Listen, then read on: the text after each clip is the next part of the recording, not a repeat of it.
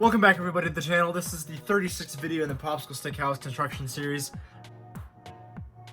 Wait a minute. That series is over. By the way, let's check on that series to see how it's doing.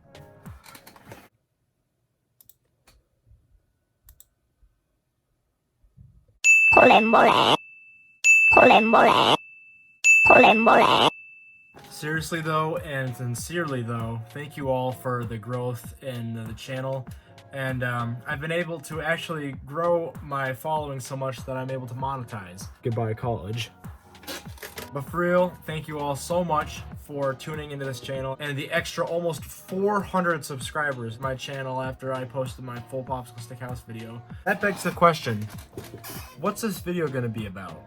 Well, on the very last actual construction series video that I posted, I think it was video 34, I said that there were two more videos that I wanted to make. The full Popsicle Stick House time-lapse video and a behind-the-scenes kind of retrospective video that kind of just detailed my whole process as I went through, which would be like a sort of detailed insight to the entire process of the series that would kind of cap off the construction series. So that's what this video is going to be about. Let's jump right into that.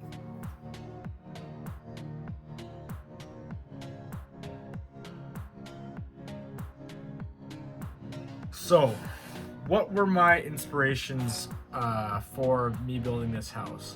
Well, if you guys could remember, and I bet most of you don't, because in the very first video of this series, video 1, where I kind of introduced the whole series to YouTube, I stated that one of the main inspirations for this series was a guy or a YouTube channel by the title of The Mr. Finneth. And I'll show up a picture of his channel real quick on the screen. But it was mainly one video that got my attention that made me want to build a Popsicle Stick House. I think I first saw that video maybe 5 or 6 years ago. It was a while ago when I first saw it. And when I did first see it, for the rest of my life, wanted to do the same thing. I think I can remember maybe 2 or 3 instances where I tried really hard to get the groundwork of a Popsicle Stick House going, but I could just never figure out a way to stay consistent with the planning and the actual building. Up until about 4 years ago, a couple weeks before COVID happened, I started my very first house. Now, some of you might be wondering, Landon, why haven't you ever mentioned this house before? Well, I kind of have. I've hinted at it before. I've stated that I've built one maybe a couple times. Like, I've built this previous house before, and this was, and the new one, the one that I've made YouTube videos on, I just wanted to get the first one done, then I could start the second one and film it and put it on YouTube. But the very first house that I made, I started it in 7th grade. I'll take a video of it just to show you guys. So here's the first house, the one that I started in 7th grade, and I finished around freshman year, end of freshman year, before I started the second house up here. But I have it tucked away in the corner of my room, so you usually never see it in my videos. And the reason why I never filmed any of this, and I filmed that one, was because I didn't really know how YouTube worked at the time, or I didn't really know how to like film it and edit it all together and then post it on YouTube. And when I first started doing this, it's when COVID happened, and so I kind of was just locked in my room, really had nothing to do, so I started building this. Around halfway through, I thought to start making videos and like filming or whatever, because I thought, you know what, since there hasn't really been a big video about a Popsicle Stick House in a very long time on YouTube, I should probably, make some videos about it. But it was already halfway through, and I didn't think it would be very good at all to make videos when the thing has already been constructed. And so I stopped, and then I finished everything as quick as I could. And then once I was done with this house, I thought to myself, I want to make another one, but this time I want to make videos and post it on YouTube. So that's what this one became. And There's a couple differences. I just made it a lot better in general. Like the design of this one is a lot closer to what you'd see in a real house than this. There was just some random areas in the house, and some rooms don't really make sense placement wise. But this one I put a lot more attention to detail in, and so I think this one's a lot better than this house. Plus, for the second house, or the one that I posted on YouTube, I actually had a full plan of what I was going to do. I built a SketchUp model, which was the main focus of the second video, where I kind of just went through and did a house tour of everything that was going to be built. And I based the entire house on that SketchUp model, whereas the first one, I kind of just drew a picture of what I wanted the front to look like. And I kind of just, you know, on the go, on the whim, just kind of built it out of that, which I guess is somewhat impressive because I didn't have any plan, and so I just kind of, you know, out of the blue built the house from the ground up with no planning at all. But the second one's a lot better, I think, just because I did have that planning. And yeah, that's basically the inspiration for the two houses thus far.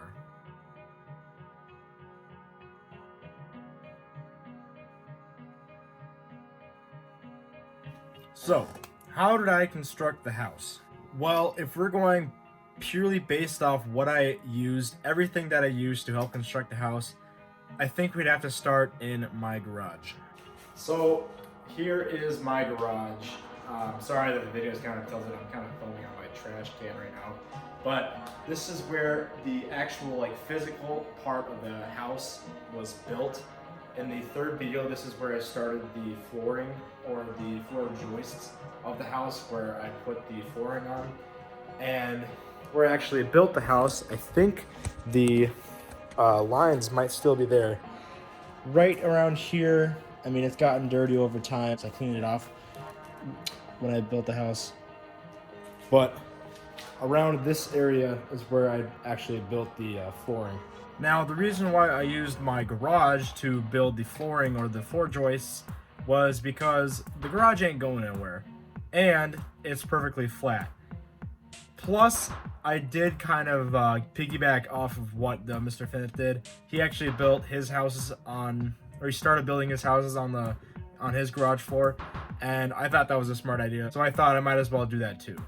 As for handheld tools and items that I used along this process, what you see before you is everything that I used to help create this house. First, we got the standard wood or wood stick clippers that I used. I actually had this is the second one. I had to buy another one because the first one broke. Like you can see, the blade is a bit dented. The first one kind of happened like this, and I accidentally cut wire with that one. I didn't realize that you can't cut metal wire with that, so I had to get another one. Then you have your humble popsicle stick. Obviously this is what the whole house is made out of. Then I get glue sticks, usually this brand from Walmart. I'd go and pick up these double length glue sticks for the glue gun, which I forgot the glue gun out, but I'm pretty sure you guys have seen that one before. It's just that blue one. That's probably 10 years old, but it's very reliable. Then I have a flexible ruler. I mean, it doesn't really matter what kind of ruler, but this one I just have lying around, so I kind of used it. X-Acto knife. Now, you might be wondering, why do I need an X-Acto knife if I have a wood clippers? Well, that was because I could cut out sections of the popsicle stick that would be able to could fit around windows and such. Like right here, I would use the X-Acto knife to help cut out that square shape in the popsicle stick. Then we got machinist blocks. Me and my dad, we created 2 of these. The other one's underneath here, but we created 2, and these were to help set up the walls of the house so they stand up straight up and down. And then we have another cutting tool. I didn't really use this as much as the X-Acto knife or the wood clippers, and that's just because it's kind of dull, and you only really can cut popsicle sticks in half, which would be what this tool is used for. So I didn't really use this one very often. And then we have the sanding block, and I have a bunch of sanding paper. I just use 100 grit. Felt like that was best. 220 and above is kind of too fine. and anything below 100 would kind of get backed up with sawdust on it too quickly, so 100 is perfectly fine for sanding everything. And that's basically it for all the tools that I used.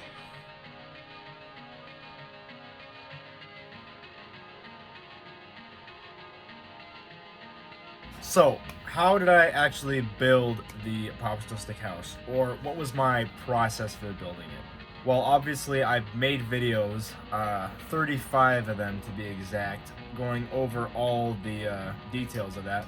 But I never explained why I chose to do what I did. I just kind of explained how. And that's what this part's just going to be about. Now you're wondering why a new shirt. It's a new day. Recording sessions got a little long. If we're gonna start on the process of how I created the house, I guess we'll just start with the design of the house. So once I got the design down on SketchUp, it was now time to actually build the thing. And this part's kind of scary because if I start and I mess up, but I keep on going and working on it, some point I'm gonna lose motivation to keep on building it because I know it's not as good as I could have made it. Luckily, the way I started the house with building the floor in the garage, it worked out really good, and the house is, I'd say, almost perfect. One major difference that the first house had, the beginning of its construction process to the second house, is the first one I built on an actual piece of plywood. It was smooth on one side. What this made the floor do was bend slightly, and so it wasn't completely flat like the second house was in the garage. I also didn't put the some popsicle sticks on the very underside so it could slide around easier. So once that house was on like a table or something, it didn't move, and it could have knocked off some floor joists. Moving on to the actual flooring, this is where you hear me talk a lot about the 2x4 inch pattern with the popsicle sticks. And the reason why I used 2 inches and 4 inches instead of, say, 4 inches, 3, 2, 1, like this. Kind of have a crude drawing, but if you see, the reason why I made the floor joist and pretty much the whole popsicle stick pattern look like this and not this was because 4 inches is about as much popsicle stick or usable popsicle stick that you can get out of one. They're about 4.5 inches, but that curve at the very end makes that part unusable for the way I use them on the outside and stuff like that, the places that you'll see. So 4 inches, and then just half of that is 2 inches, so you offset it by 2 inches. And the reason why I don't do that is because when you're putting the floor in, or when I was putting the floor in, the floor joists are about 1 inch apart. So by putting down the popsicle sticks, the very edges of them are gonna be barely touching or not even touching them at all. And so the contact points between the floor joists and the actual flooring is gonna be a little bit off, and it won't be as strong. That's why I did that, and I kind of wanted to keep that same pattern throughout the entire house, so that's why the entire house looks like that. Now, when it came to the walls or constructing the walls, I put the walls on the piece of plywood. I can actually go get it real quick. This thing. And the reason why I put the walls on here and not on the garage, like I previously stated, I put the house on to keep that flat, is because with the plywood, the walls are already not going to be that long. They're going to be like at max this long. And you can bend them. They're a little more malleable than the flooring of that, which I need to be flat. But with the plywood, you can put them on here, and they're going to be pretty much as flat as you need them to be. Plus, it's lightweight, and it gives me more room to actually do stuff on my table, because my table's kind of small. Making the wall dimensions, I had them set for the first floor at 5.5 inches, which I believe is 11 feet in my 1 to 24 scale, which actually is the same dimensions as the first floor in my first house. The second floor it's about 5 inches, which is about 10 inches, or 10 feet, sorry, in the 124 scale, which is also the same as my first house. And these lengths are they mean how tall they are off the ground. So the flooring, 5.5 inches off the ground, 11 feet in real life. And that's pretty much it for the walls. The doorways are 2 inches by 4 inches. So in real life they'd be about 4 feet wide and then 8 feet tall. And those doorway dimensions are going to be the same throughout the house. Now the windows are all different in the house. They got all different dimensions. But if you see in the front part of the house, I'll pull a picture of it right here. All the windows line up at the very top at a certain level, and I think if I recall, it's about a 1/2 inch from the ceiling. And I did that just to make it all look nicer. But besides the windows, doorways, and the walls, that's pretty much it for the ground level structure. And then on top of that, of course, is the rafters, which I've gone into detail before. The roof, the only thing I can say is the roof pitch. I decided on a 2:3 ratio for the roof pitch. So for every 3 inches across, it goes up 2. And I just thought that looked a little bit nicer and has more of a slope compared to my first house, which had a 1:3 slope. After the first house was done, I kind of wanted to do a higher slope. I didn't want to go like to a 1:1 at a 45. I thought the roof might be a little too tall compared to the rest of the house. And I was looking at house plans for inspiration after the first one was done. And I found that 2/3 was kind of a common ratio, and so I decided, you know what, I'm going to try that and see how it looks on the SketchUp model first. And I thought, you know what, let's just do that. And so the house turned out fine, and yeah, 2/3 was what I decided on.